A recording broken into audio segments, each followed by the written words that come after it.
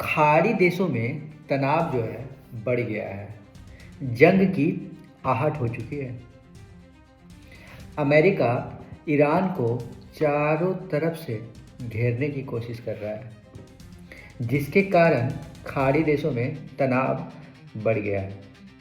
America पता है example ना गलत सेट कर रहा है।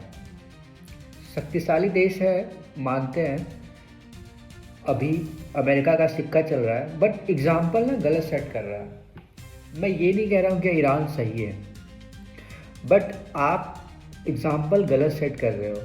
आने वाले टाइम में ना हर एक देश ऐसे ही करेगा। द्वितीय विश्व युद्ध के बाद ना ये स्थिति थोड़ी सी नॉर्मल हुई थी, ठीक है, ये सब चीज़ें नहीं होता था, लेकिन जब से मतलब कम हो रहा था, लेकिन जब से अमेरिका के राष्ट्रपति डोनाल्ड ट्रंप जब भी बनते हैं ये तहलका मचाते रहते हैं। मतलब इनका ऐसा फंडा है कि ये चाहते हैं कि हम सुर्खियों में रहें डेली। अमेरिका को बस किम जोन ही सही कर सकता है, मतलब उसी से थोड़ा बहुत वो खौफ खाता है। जबकि किम जोन मतलब कोई ऐसा नहीं कि बहुत शक्तिशाली देश है या ऐसा, लेकिन उसके पास एक ही हथियार है, वो सीधे बोलता है कि हम सीधे भाई परमाणु बम ही मारेंगे, हम छोटा मोटा चीज़ से हम तो ऐसी बर्बाद है, तुमको भी छोड़ेंगे नहीं। तो इसीलिए वो डरता तो बस सिर्फ उसी से डरता है। उसका कहना है कि हम पहले नॉर्थ कोरिया क्या बोलते हैं उसको, साउथ कोरिया और जापान को उड़ाएंगे। जैसे ही इसका उड़ाएंगे तुम छलबलाओगे तो तुम्हारे को हम उड़ा देंगे। तो अमेरिका का जो यूएसए अब्राहम लिंकन जो ये जो है, ये पता चलता फिरता हवाई अड्डा है, चलता फिरता समुद्र में हवाई अड्डा है यूएसए अब्राहम लिंकन। इसमें वो सारी सुविधाएं हैं जिसमें किसी देश को तबाह करने के लिए काफ़ी है, और अमेरिका के राष्ट्रपति इसको खाड़ी देशों के आसपास लगा रखे हैं। तो स्थिति काफ़ी ज़्यादा चिंताजनक होने वाली है। देखो, युद्ध होता है ना किसी भी देश में, तो वो सब देश पे उसका असर पड़ता है।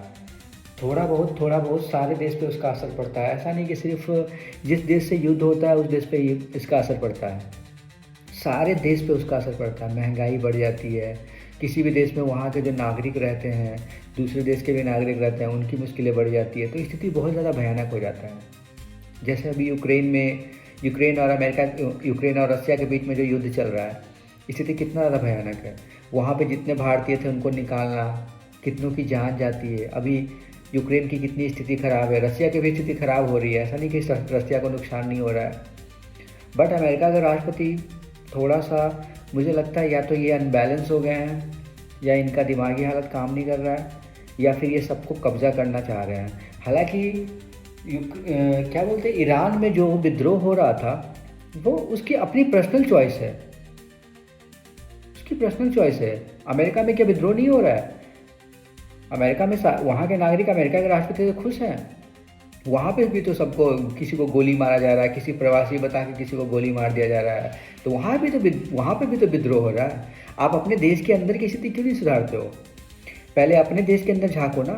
ईरान की सरकार है, ईरान को जैसे चलाना चाहती है वैसे चलाएगी। अगर आपको इतना विश्वगुरु बनना है तो पहले अमेरिका के अंदर जितनी सारी मुसीबतें हैं जो वहाँ के लोग झेल रहे हैं, पहले आप उसको सॉल्व करो, पहले उसको सॉर्ट आउट करो, उसके बाद आप दूसरे देश में कूदो, है ना।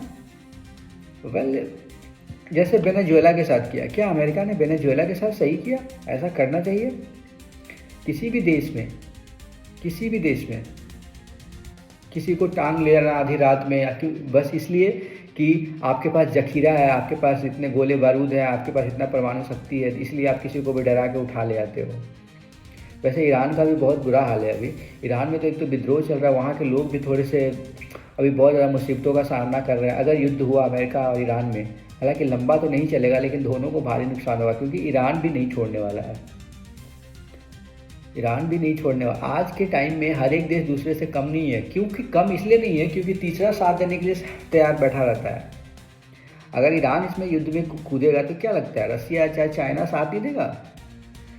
फ्रंट पे आके साथ नहीं देगा, बैक से तो साथ देगा। साथ देना होता है, कहीं से तो साथ देगा ना, बैक से साथ दे देगा उसको। तो आजकल के टाइम में हर एक देश दूसरे को साथ दे देता है, क्योंकि मेरा दोस्त किसी और का दुश्मन होगा, मेरा दोस्त उसका दोस्त, उसका दोस्त उसका दुश्मन, किसी ना किसी का तो होगा ही। तो नुकसान तो अमेरिका को भी होगा, बट अमेरिका को ये तब समझ में आएगा ना जब अमेरिका को कोई बड़ा झटका देगा, जैसे किम जोन जैसा नेता, अगर उसने अगर तगड़ा मारा ना तब अमेरिका को समझ में आएगा।